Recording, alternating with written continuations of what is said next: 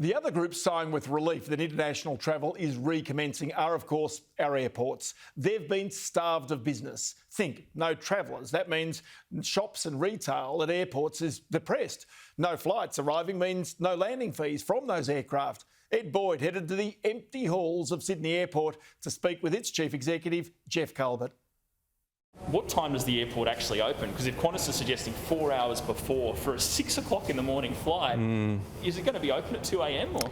Yeah, we'll open up as early as we need to, to ensure. Because if you've got a 6 o'clock flight and check-in's going to open at 2 a.m, then obviously the airport needs to be open, so we'll manage that. Okay. The airport actually never shuts. It's open 365 days a year, 24/7.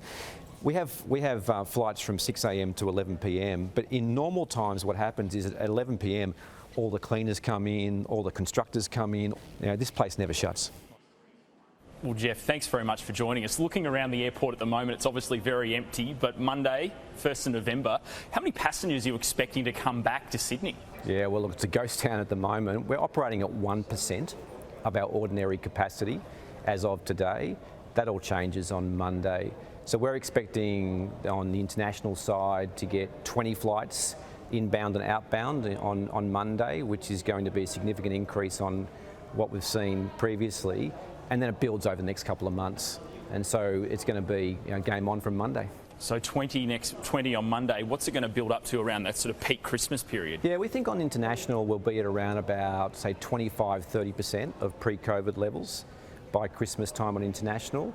Domestic, we think, will be at around about 65-75% back to pre-COVID levels before Christmas time. And then it builds from there as you go into the new year.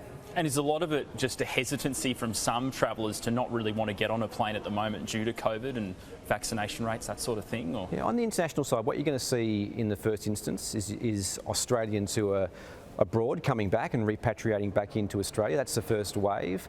And then outbound, we're going to see friends, family going to visit friends and family overseas, right? So that's the first wave of it.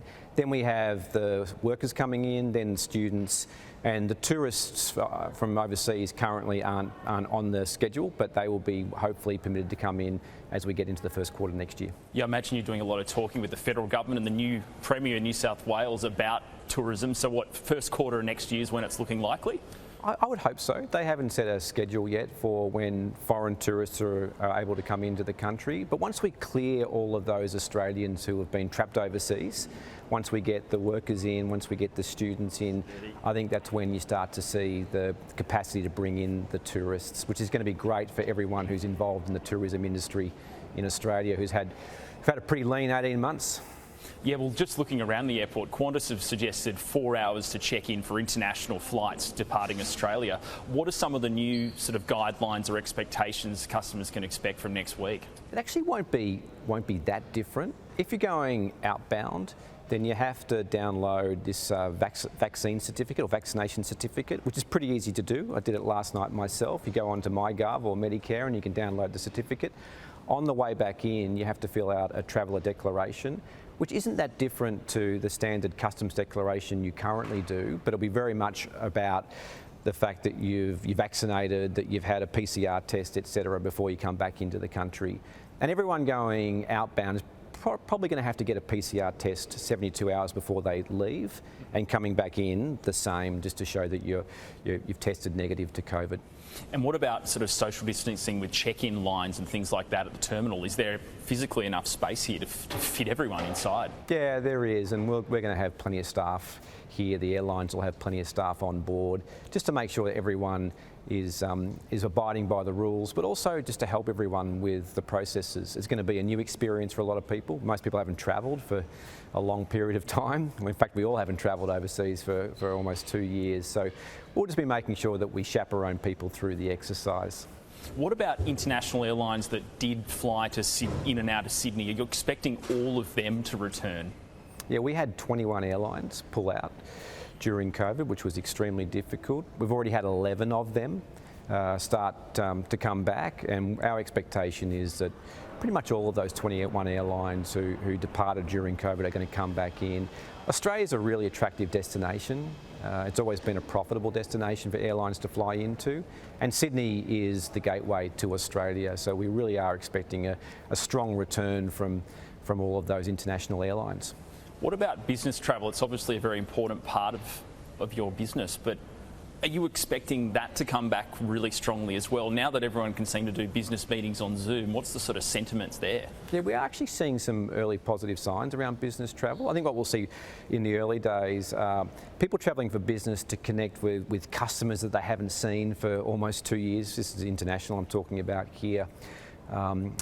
People going to connect with head office if you work for a multinational, going to see your suppliers, etc. I think that the business segment will be probably the last segment to come back.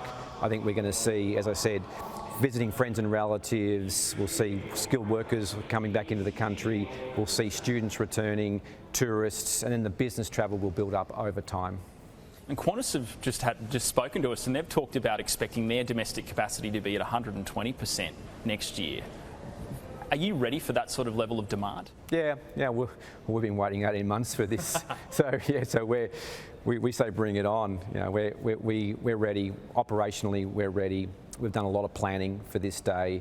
We've maintained our match fitness throughout the whole COVID downturn.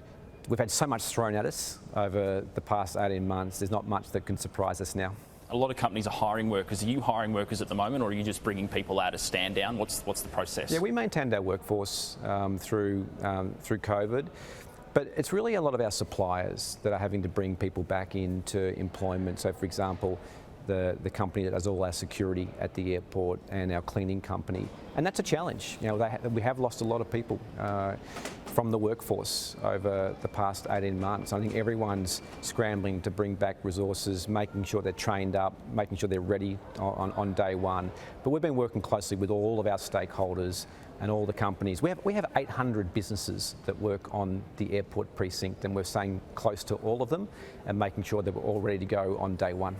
And Geoff, got to ask you, there's been a takeover offer for Sydney Airport Brewing over the last few months. It's been a pretty good news story to cover, but are there any sort of updates you can give us on where that's at? Because I know due diligence finished a few weeks ago. What's happening now? Yeah, so we announced to the ASX a couple of weeks ago that due diligence was complete and we were moving into the phase of negotiating documents. That's still ongoing at the moment, and as soon as that's complete, then we'll make an announcement to the ASX.